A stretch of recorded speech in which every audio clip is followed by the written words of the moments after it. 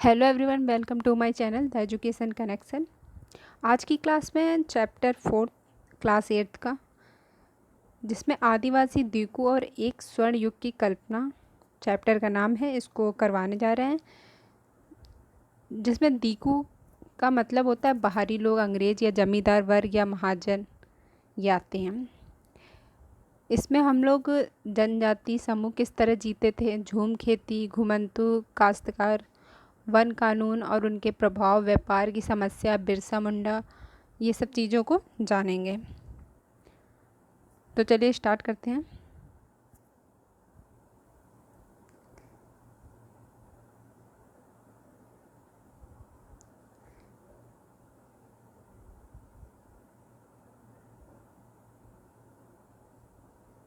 अट्ठारह सौ 95 में बिरसा नाम का एक आदमी को झारखंड में छोटा नागपुर के जंगलों और गांवों में घूमते देखा गया। लोग कहते थे कि उसके पास चमत्कारी शक्तियां हैं, वह सारी बीमारियां दूर कर सकता है और अनाज की छोटी सी ढेरी को कई गुना बढ़ा देता है। बिरसा ने खुद यह ऐलान कर दिया था कि उसे भगवान ने लोगों की रक्षा और उनको दीकुओं बाहरी लोगों की गुलामी से आज़ाद कराने के लिए भेजा है। कुछ समय के भीतर हजारों लोग बिरसा के पीछे चलने लगे। वे उसे भगवान मानते थे। उन्हें यकीन था कि वह उनकी समस्याएं दूर करने आया है। बिरसा का जन्म एक मुंडा परिवार में हुआ था। इम्पॉर्टेंट पॉइंट को आप लोग नोट करते चलिएगा। बिरसा का जन्म एक मुंडा परिवार में हुआ था। मुंडा एक जनजाति समूह है जो छोटा नागपुर में रहता है। बिरसा के समर्थकों में इलाकों के दूसरे आदिवासी संथाल और उराव भी शामिल थे। ये सभी अपने आसपास रहे बदलाव और अंग्रेज शासन के कारण पैदा हो रही समस्याओं से बेचैन थे। उनकी परिचित जीवन पद्धति नष्ट होती दिखाई दे रही थी, आजीविका खतरे में थी और धर्म छिन्न भिन्न हो रहा था।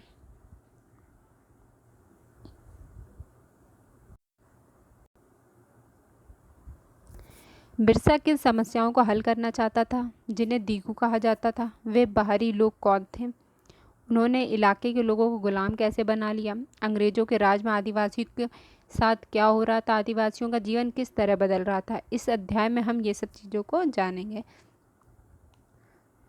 ये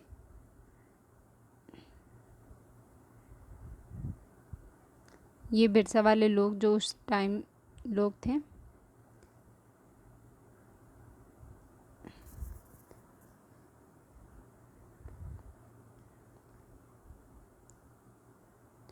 पिछले साल अपने आदिवासी समाजों के बारे में पढ़ा था।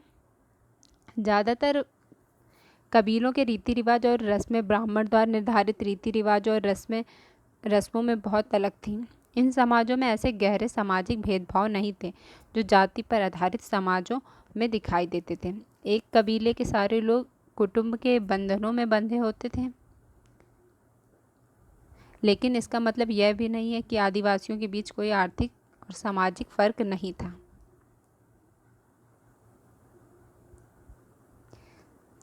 अब जनजाति समूह किस तरह जीते थे? पहले तो जनजाति समूह। जनजाति वो था जब ब्राह्मणों ने वर्ण व्यवस्था बनाए थे, तो बहुत लोगों ने इस वर्ण व्यवस्था को स्वीकार किया था और बहुत सारे लोगों ने इसे स्वीकार नहीं किया था।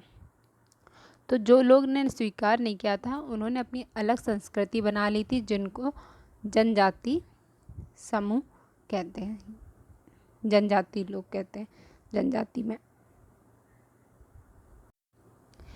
19वीं सदी तक देश के विभिन्न भागों में आदिवासी तरह तरह की गतिविधियों में सक्रिय रहते थे।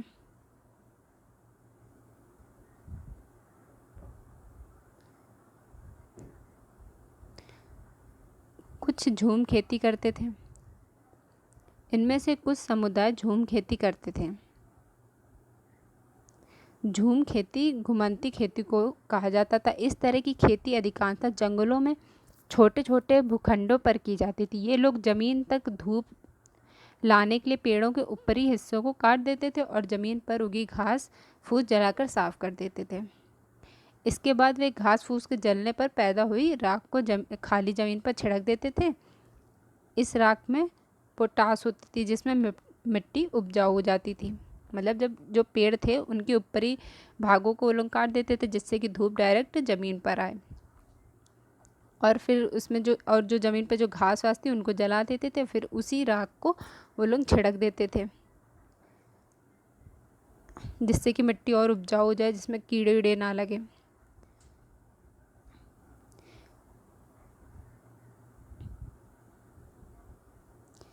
वे कुल्हाड़ों से पेड़ों को काटते थे और कुदालों से ज़मीन के ऊपरी सतह को खुरच देते थे। वे खेतों को जोतने और बीज रोपने की बजाय उन्हें बस खेत में बिखेर देते थे। जब एक बार फसल तैयार हो जाती थी तो उसे काट कर वे दूसरी जगह के लिए चल पड़ते थे। जहाँ से उन्होंने अभी फसल काटी थी वह जगह कई साल तक पड़ती पड़ी रहती थी। मतलब जब वो लोग उस ज़मीन पर खेती कर लेते थे तो 2-3 साल बाद जब वो खेती ज़मीन अब मतलब अच्छी पैदावार नहीं कर रही तो वो लोग उस जगह को छोड़ के अब नई जगह चले जाते थे। घुमंतु किसान मुख्य रूप से पूर्वोत्तर और मध्य भारत की पर्वतीय व जंगली पट्टियों में ही रहते थे।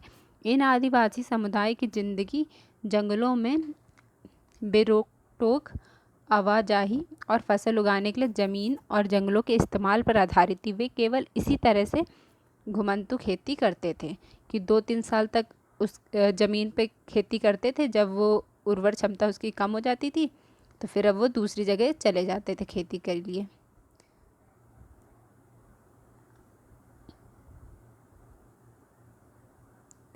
ये देख लीजिए, परती कुछ समय के लिए बिना खेती छोड़ दी जाने वाली ज़मीन ताकि उसकी मिट्टी दोबारा उपजाऊ हो जाए। साल एक पेड़ महुआ, एक फूल जिसे खाया जाता है या शराब बनाने के लिए इस्तेमाल किया जाता है। डोगिया कंद कबीले की औरतें पडानू की पत्तियां इकट्ठा करके ला रही हैं। इन पत्तियों से पत्तलें बनाई जाएंगी। ये चित्र। कुछ शिकारी और संग्राहक। वैसे तो मैं इस चैप्टर में जितने इम्पोर्टेंट पॉइंट थे वही बस कराने की सोच रही थी, लेकिन फिर मैंने सोचा एक बार पूरा चैप्टर करा दूँ तो अगर कहीं से भी कुछ भी छोटे मोटे क्वेश्चन बनेंगे तो आप लोगों को कोई परेशानी नहीं होगी। चैप्टर पढ़ा रहेगा तो फिर करने में हर चीज़ आसान लगती है। तो हेडिंग है कुछ शिकारी और संग्राहक थे। बहुत सारे इलाकों में आदिवासी समूह पशुओं का शिकार करके और वन उत्पादों को इकट्ठा करके अपना काम चलाते थे। वे जंगलों को अपनी ज़िंदगी के लिए बहुत ज़रूरी मानते थे। उड़ीसा के जंगल में रहने वाला खोंड समुदाय इस तरह का एक समुदाय था। इस समुदाय के लोग टोलियां बनाकर शिकार पर निकलते थे और जो हाथ लगता था उसे आपस में बांट लेते थे। वे जंगलों से मिलने वाले फल और जड़ें खाते थे। खाना पकाने के लिए साल और महुआ के बीजों का इस्तेमाल करते थे। इलाज के लिए वो बहुत सारी जंगली जड़ी बूटियों का इस्तेमाल करते थे और जंगलों से इकट्ठा हुई चीज़ों को स्थानीय बाजार में बेच देते थे। जब भी स्थानीय बुनकर और चमड़ा कारीगरों को कपड़े व चमड़े की रंगाई के लिए कुसुम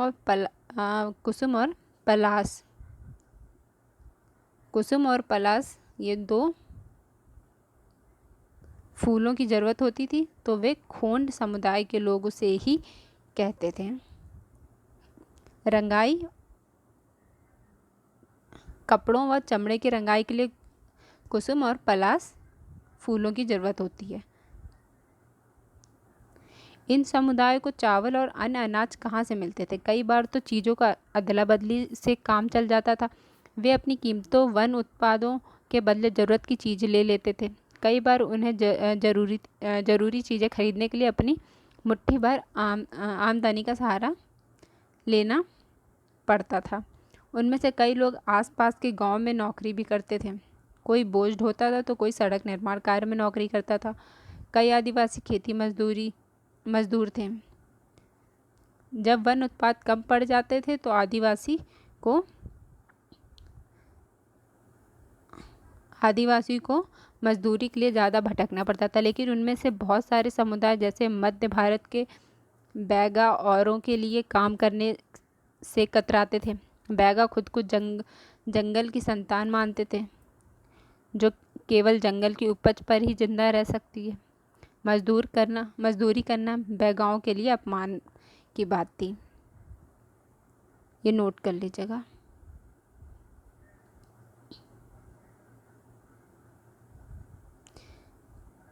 भारत में कुछ आदिवासी समुदाय के इलाके यहाँ पे ये रहते हैं।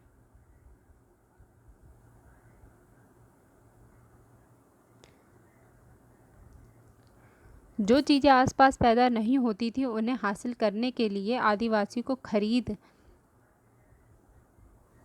फरोख्त भी करनी पड़ती थी। इसी वजह से वे कभी कभी व्यापारियों और महाजनों पर आश्रित हो जाते थे। व्यापारी बेचने की चीज़ें लेकर आते थे और भारी कीमत पर चीज़ें बेचते थे। सूदखोर महाजन भी आदिवासियों को कर्जा तो देते थे, लेकिन उसका ब्याज बहुत ज़्यादा होता था। इस तरह बाजार और वाणिज्य ने आदिवासियों को कर्ज और गरीब में ढकेल दिया। लिहाजा वे महाजनों और व्यापारियों को बाहरी शैतान और सारी मुसीबतों की जड़ मानने लगे थे। इसमें कुछ समझाने वाला तो है नहीं, सब समझ में आ ही रहा है। कुछ जानवर पालते थे। बहुत सारे आदिवासी समूह जानवर पालकर अपनी ज़िंदगी चलाते थे। वे चरवाहे थे जो मौसम के हिसाब से मवेशियों या भेड़ों के रेवड़ लेकर यहाँ से वहाँ जाते रहते थे। जहाँ एक जगह घास खत्म हो जाती थी तो वे दूसरे इलाके में चले जाते थे। पंजाब के पहाड़ों में रहने वाले वन गुज्जर, आंध्र प्रदेश के लवड़िया आदि समुदाय गाय भैंस के झुंड पालते थे। कुल्लू के गद्दी समुदाय के लोग गडरिया और कश्मीर के बकरवाल बकरियां पालते थे। अगले साल इतिहास को पाठ्य पुस्तक में आपके बारे में विस्तार से पढ़ेंगे। तो इसमें देखिए, पंजाब के पहाड़ के जो रहने वाले थे वो रहने वाले वन गुज्जर और आंध्र प्रदेश के लवड़िया आदि समुदाय और जो लवड़िया थे आदि समुदाय वो गाय भैंस के झुंड पालते थे। और कुल्लू गद्दी समुदाय के लोग गडरिया रखते थे। कश्मीर के बकरवाल बकरियां पालते थे, जहाँ की ऊन बहुत उनकी मतलब उनके बाल से ऊन बनते थे तो गर्म कपड़े बनते थे।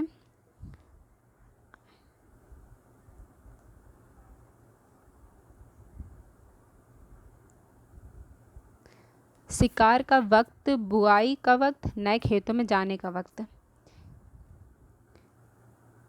क्या आप कभी इस बात पर ध्यान दिया है कि विभिन्न प्रकार के समाज में रहने वाले लोगों की काम और समय के बारे में समझदारी एक जैसी नहीं होती।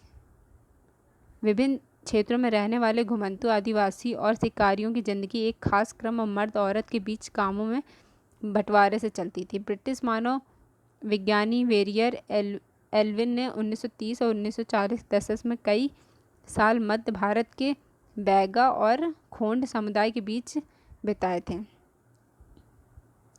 एल्विन द्वारा लिखित निम्नलिखित अंशों को पढ़कर इस समय क्रम और कामों के बंटवारों को समझा जा सकता है। वे लिखते हैं, चैत में औरतें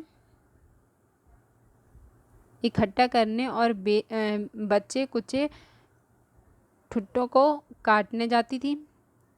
पुरुष बड़े पेड़ों को काटते थे और शिकार पर जाते थे। शिकार पूर्व चांद के समय पूर्व से शुरू होता था। शिकार के लिए बांस के फंदे का इस्तेमाल करते थे। औरतें सांगो, इमली और मशरूम, कुकुरमुत्ता आदि फल बीन कर लाती थी। बैगा औरतें या तो केवल जड़ या कंद इकट्ठा करती थी या महुआ के बीज इकट्ठा करती थी। मध्य भारत के आदिवासियों में बैगाओं को सबसे अच्छा शिकारी माना जाता था। बैसाख में जंगलों को जलाया जाता था। औरतें अधजली लकड़ियों को ईंधन के लिए लाती थी। आदमी शिकार पर जाते रहते थे, लेकिन गांव से दूर नहीं जाते। जेठ में बुआई होती थी, शिकार चलता रहता था। आषाढ़ से भादों तक मर्द खेती में काम करते रहते थे। कुआर में फलियां आने लगती थी और कार्तिक कुटकी में पक जाती थी। ये सब इनकी पूरी खेती का बताया गया है जो अभी भी चलती है। अगहन में सारी फसल तैयार हो जाती थी और पूस में फटकन किया जाता था। नाच गाना और शादियों में भी पूस के महीने में ही होती थी। माघ में पुरुष नए बेवड़ की तरफ चल देते थे। इस दौरान शिकार व चीज़ों का संग्रह ही जीने की मुख्य गतिविधि होती थी। तो पूरे साल भर में जिस तरह के मौसम होते थे उस हिसाब से पूरी ये खेतियों को बताया गया है कि जेठ में क्या होता है और माघ में क्या होता है, पूस में क्या होता है। ये सब पूरा बताया गया कि सर्दी, गर्मी, बरसात और हल्की सर्दी, इन सब में किस तरह की कौन सी क्या क्या खेती होती, क्या क्या चीज़ें होते हैं, वो सब चीज़ों को इन लोगों ने बताया है। ये चक्र पहले साल का होता था। दूसरे साल शिकार के लिए ज़्यादा समय मिल जाता था। ये लोग पहले साल में ये सब चीज़ें खेती कर लेते थे, फिर दूसरे साल में शिकार के लिए ज़्यादा उनको समय मिल जाता था, क्योंकि केवल कुछ फसलें की ही बुआई कटाई होती थी। क्योंकि भोजन काफ़ी होता था इसलिए पुरुष बेवड़ों में ही रहते थे। तीसरे साल में भोजन के लिए वन उत्पादों की भी ज़रूरत पड़ने लगती थी।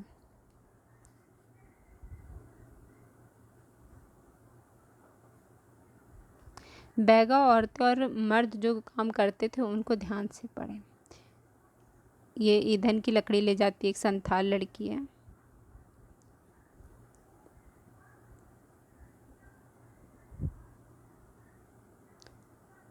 बेवड़ मध्य प्रदेश में घुमंतु खेती के लिए इस्तेमाल होने वाला शब्द है। ये नोट कर लीजिएगा। बेवड़ मध्य प्रदेश में घुमंतु खेती के लिए इस्तेमाल करने वाला एक शब्द है। कुछ लोग एक जगह खेती करते थे। 19वीं सदी से पहले ही बहुत सारी जनजाति कबीले पर एक जगह टिक कर खेती करने लगे थे।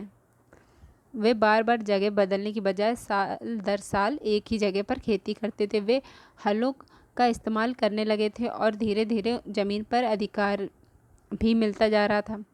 बहुत सारे समुदाय में छोटा नागपुर के मुंडाओं की तरह ज़मीन पूरे कबीले की संपत्ति होती थी। कुल के सभी सदस्यों को उन मूल निवासियों का वंशज माना जाता था जिन्होंने सबसे पहले आकर ज़मीन को साफ किया था। लिहाजा ज़मीन पर सभी का बराबर हक होता था।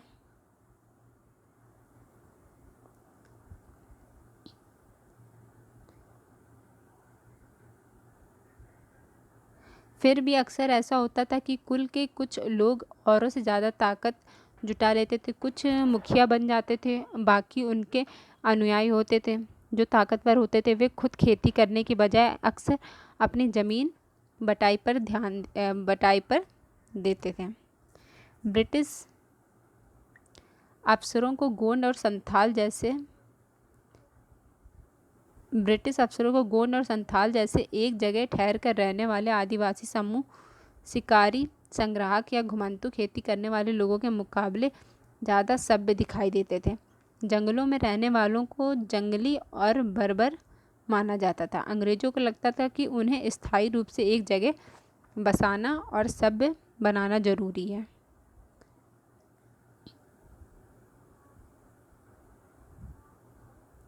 औपनिवेशिक शासन से आदिवासियों के जीवन पर क्या असर पड़े। ब्रिटिश शासन के दौरान आदिवासी समूह का जीवन बदल गया और देखें कि कैसे हुआ। आदिवासी मुखियाओं का क्या हुआ। अंग्रेज़ों के आने से पहले बहुत सारे इलाकों में आदिवासियों के मुखियाओं का महत्वपूर्ण स्थान होता था। ये अंग्रेज़ों के आने से पहले उनका था। उसके पास औरों से ज़्यादा आर्थिक ताकत होती थी और वे अपने इलाकों पर नियंत्रण रखते थे। कई जगह उनकी अपनी पुलिस होती थी और वे ज़मीन एवं वन प्रबंधन के स्थानीय नियम खुद बनाते थे। ब्रिटिश शासन के तहत आदिवासी मुखियाओं के कामकाज और अधिकार काफ़ी बदल गए थे जब ब्रिटिश आए।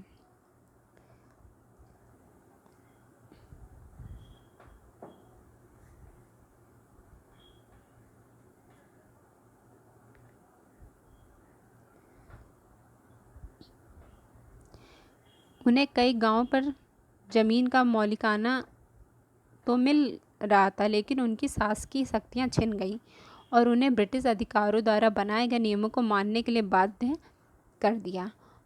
उन्हें अंग्रेज़ों को नजराना देना पड़ता था और अंग्रेज़ों के प्रतिनिधि की हैसियत से अपने समूह को अनुशासन में रखना होता था। पहले उनके पास जो ताकत थी वह अब नहीं थी। वे परंपरागत कामों को करने में लाचार हो गए थे। पहले ब्रिटिश थे नहीं तो वो अपने मन से जो उनका काम था वो अपना करते थे और सब सही से थे। जब अंग्रेज़ आ गए तो उन्होंने जब अपना नया कानून बनाया, नियम बनाए, तो अब वो उनके नियम के साथ उनको काम करना था। तो अब वो जैसा नियम बनाते थे उसके हिसाब से वो काम करते थे, जिससे अब उनको जो पहले उनको करने की स्वतंत्रता थी अब वो उनको परमिशन से करना पड़ रहा था, तो वो अपने कामों में लाचार होते जा रहे थे।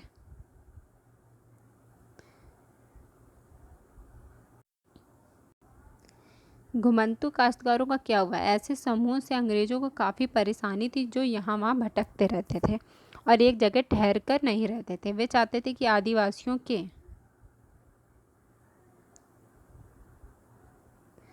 आदिवासियों के समूह एक स्थायी रूप से रहें और खेती करें। स्थायी रूप से एक जगह रहने वाले किसानों को नियंत्रण करना आसान रहता है। अंग्रेज अपने शासन के लिए आमदनी एवं नियमित स्रोत भी चाहते थे। फलस्वरूप उन्होंने ज़मीन के बारे में कुछ नियम लागू कर दिए। उन्होंने ज़मीन को माप कर प्रत्येक व्यक्ति का हिस्सा तय कर दिया। उन्होंने यह भी तय कर दिया कि किसे कितना लगान देना होगा। कुछ किसानों को भूस्वामी और दूसरे को पट्टेदार घोषित किया गया, जैसे कि आप देख सकते हैं चित्र में।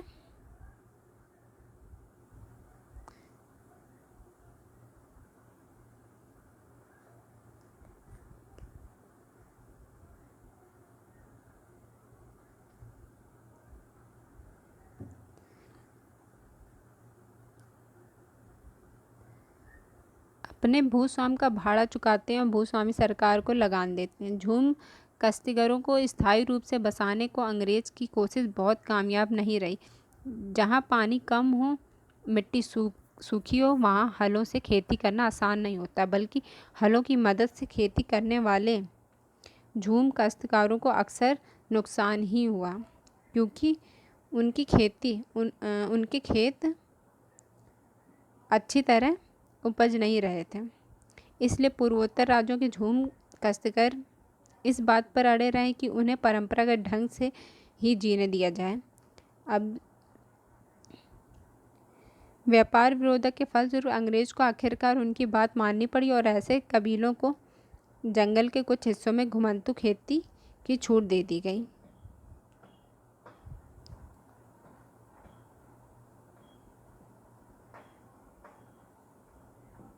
वन कानून और उनके प्रभाव। जैसे कि आपने देखा है, आदिवासी समूह का जीवन जंगल से जुड़ा हुआ है, अतः वन कानून में आए बदलाव से आदिवासियों के जीवन पर भी असर हुआ है। चित्र आंध्र प्रदेश में धान की खेती काम करते हुए ये आदिवासी हैं।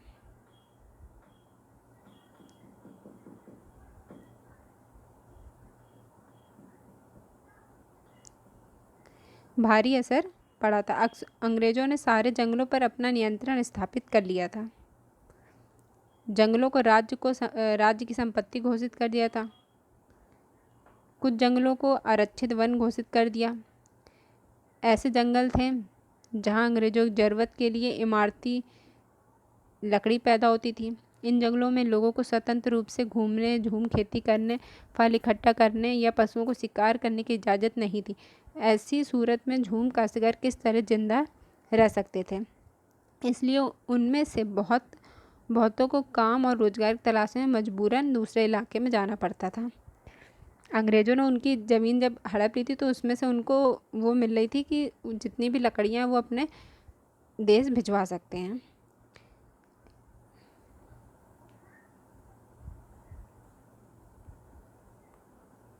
जैसे ही अंग्रेज़ों ने जंगल के भीतर आदिवासियों के रहने पर पाबंदी लगा दी थी, उनके सामने एक समस्या पैदा हुई। समस्या यह थी कि रेलवे स्लीपर्स के लिए पेड़ काटने और लकड़ी को एक जगह से दूसरी जगह ले जाने के लिए मजदूरों का इंतजाम करना था। औपनिवेशिक अधिकारियों ने यह भी एक हल ढूंढा। उन्होंने तय किया कि झूम काश्तकारों को जंगल में ज़मीन के छोटे टुकड़े दिए जाएंगे और उन्हें वहाँ खेती करने को भी छूट होगी, बशर्ते गांव में रहने वालों को वन विभाग के लिए मजदूरी करनी होगी और जंगलों की देखभाल करनी होगी। इस तरह बहुत सारे इलाकों में वन विभाग ने सस्ते श्रम की आपूर्ति सुनिश्चित करने के लिए वन गांव बसा दिए। अब इसमें उन्हीं लोगों का फ़ायदा था, उनको अपनी रेल की पटरी बिछवानी थी, इस वजह से उन्होंने अब उनको ज़मीन भी दे दी, वहाँ रहने के लिए भी बोल दिया।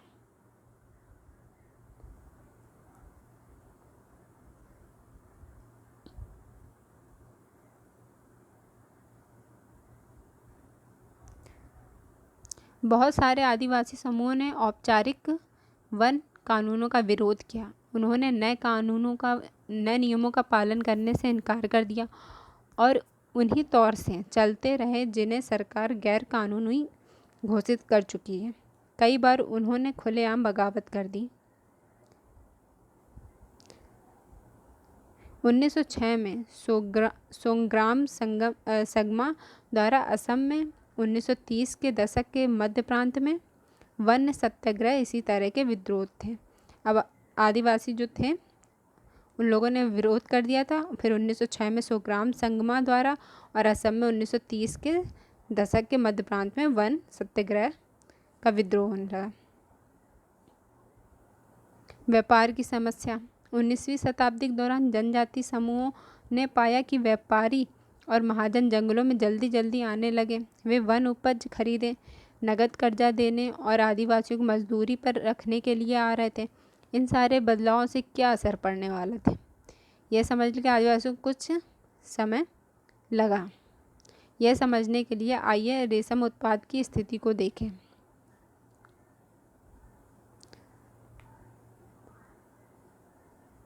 ये बुनाई करती हुई 18वीं सदी में भारतीय रेशम की यूरोप बाजार में भारी मांग थी। भारतीय रेशम की अच्छी गुणवत्ता सबको आकर्षित करती थी और भारत का निर्यात तेजी से बढ़ रहा था। जैसे जैसे बाजार फैला, ईस्ट इंडिया कंपनी के अफसर इस मांग को पूरी करने के लिए रेशम उत्पाद पर जोर देने लगे। वर्तमान झारखंड में स्थित हजारीबाग के आसपास रहने वाले संथाल रेशम के कीड़े पालते थे। रेशम के व्यापार अपने एजेंटों को भेजकर आदिवासियों के कर्जे देते थे और उनके कृमि कोषों को इकट्ठा कर लेते थे। 1000 कृमि कोषों के लिए 3-4 रुपये मिलते थे। इसके बाद इन कृमि कोषों को बर्दवान या गाया भेज दिया गया, जहां उन्हें 5 गुना कीमत पर बेचा जाता था। निर्यातकों और रेशम उत्पाद के बीच कड़ी का काम करने वाले बिचौलियों को जमकर मुनाफा होता था। जो सामान को यहाँ से लेके वहाँ पे निर्यात कराते थे उनको बिचौलिया बोलते थे, जिनको फ़ायदा होने लग गया था। इसमें रेशम उत्पाद को बहुत मामूली फ़ायदा मिलता था। स्वाभाविक है कि बहुत सारे आदिवासी समुदाय बाजार और व्यापारियों को अपना सबसे बड़ा दुश्मन मानने लग गए थे। जाहिर सी बात है, जब इतनी मेहनत करने के बाद भी इतना कम मुनाफा होगा तो विरोध करना तो ज़रूरी है।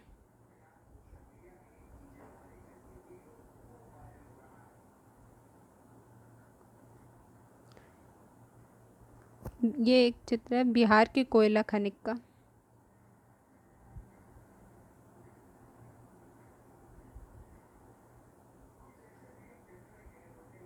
काम की तलाश में घर से दूर जाने वाले आदिवासियों की दशा तो और भी खराब थी।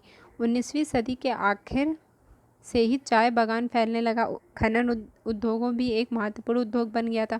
असम के चाय बागान और झारखंडों की कोयले खदानों में काम करने के लिए आदिवासियों की बड़ी संख्या में भर्ती किया गया। इन लोगों को ठेकेदार की मार्फत भर्ती किया जाता था। ये ठेकेदार न केवल उन्हें बहुत कम वेतन देते थे, बल्कि उन्हें वापस घर भी लौटने नहीं देते थे।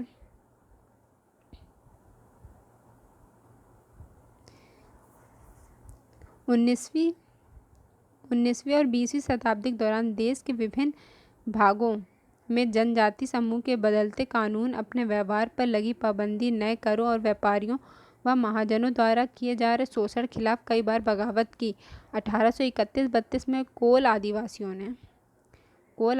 ने 1855 में संथाल ने बगावत कर दी। 1831-32 में कोल आदिवासी और 1855 में संथाल ने बगावत कर दी थी। मध्य भारत में बस्तर विद्रोह 1910 में हुआ था और 1940 में महाराष्ट्र में वर्ली विद्रोह हुआ। बिरसा जिस आंदोलन का नेतृत्व कर रहे थे वह भी इसी तरह का विद्रोह था। जो बिरसा जनजाति थी वो भी इसी चीज़ का विद्रोह कर रहे थे।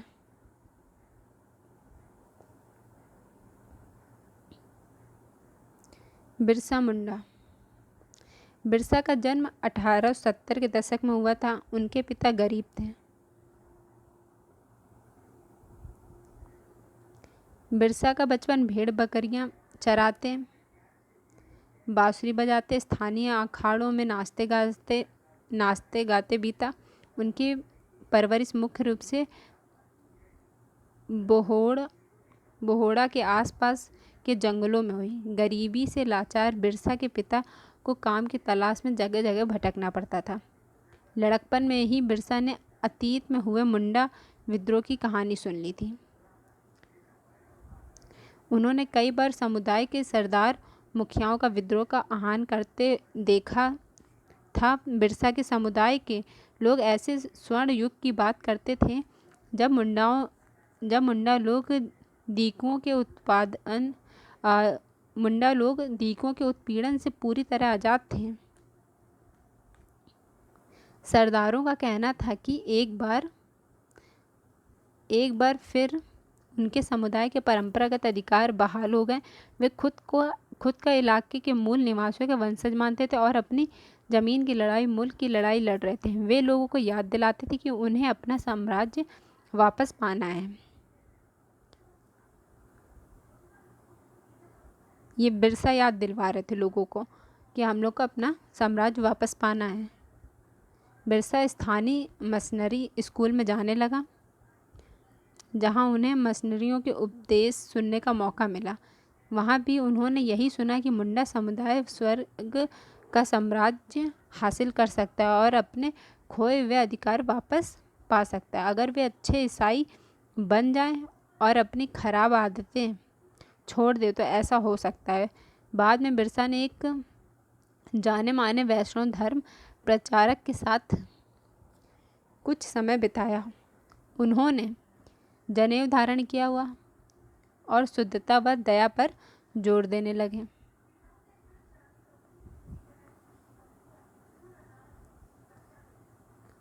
विष्णु को पूजा करने वाले जो होते हैं उन्हें वैष्णव कहलाते हैं।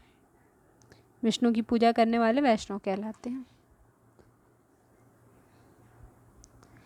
अपनी किशोरावस्था में बिरसा जिन विचारों के संपर्क में आए उनसे वह काफ़ी गहरे तौर पर प्रभावित थे। बिरसा का आंदोलन आदिवासी समाज को सुधारने का आंदोलन था।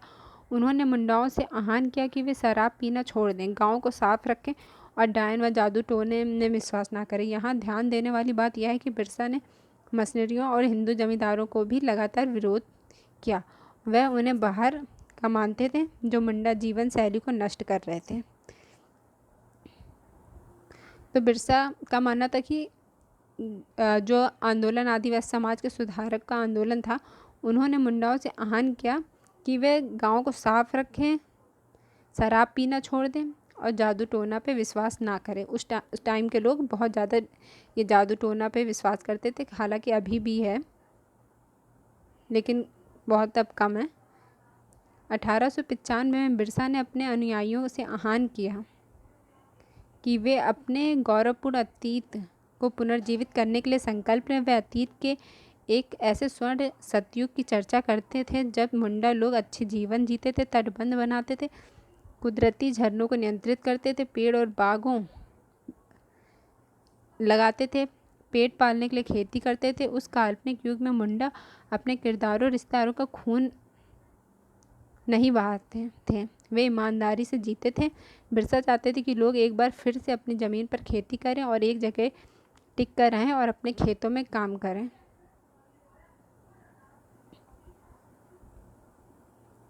अंग्रेज़ों को बिरसा आंदोलन के राजनीतिक उद्देश्य से बहुत ज़्यादा परेशानी थी। यह आंदोलन मिशनरियों, महाजनों, हिंदू भूस्वामियों और सरकार को बाहर निकालकर बिरसा के नेतृत्व में मुंडा राज स्थापित करना चाहता था।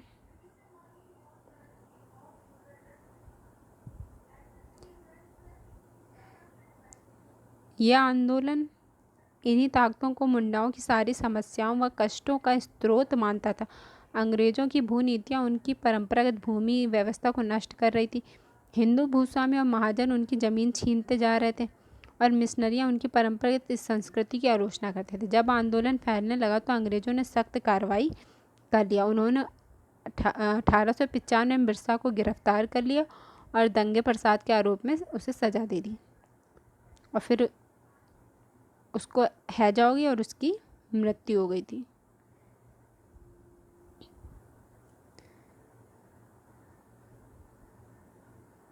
उन्नीस सौ में बिरसा की हैजा से मृत्यु हो गई और आंदोलन ठंडा पड़ गया। यह आंदोलन 2 मायनों में महत्वपूर्ण था। पहला, इसने औपनिवेशिक सरकार को ऐसे कानून लागू करने के लिए मजबूर किया जिसके जरिए दीकू लोग आदिवासियों की ज़मीन पर आसानी से कब्जा ना कर सकें। दूसरा, इसे एक बार फिर जता दिया कि न्याय का विरोध करना और औपनिवेशिक शासन के विरोध अपने गुस्से को अभिव्यक्त करने में आदिवासी सक्षम थे।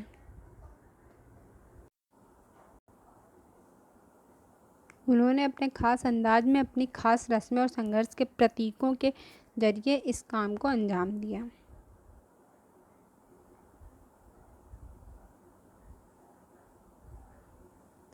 हमें नकदी की क्या ज़रूरत थी? ऐसे बहुत सारे कारण हैं जिनकी वजह से आदिवासी और अन्य सामाजिक समूह प्रायः बाजार के लिए पैदावार नहीं करना चाहते थे।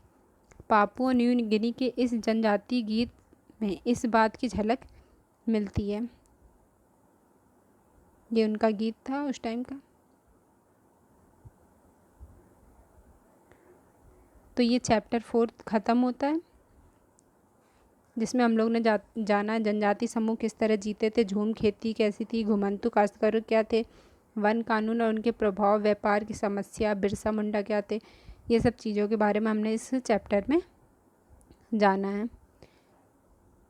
तो जितने भी इम्पोर्टेंट क्वेश्चन हैं, जितने भी इसमें मैंने बताए, जिसमें उनको आप लोग नोट कर लीजिएगा और वीडियो पसंद आए तो लाइक शेयर सब्सक्राइब करिएगा। Thank you.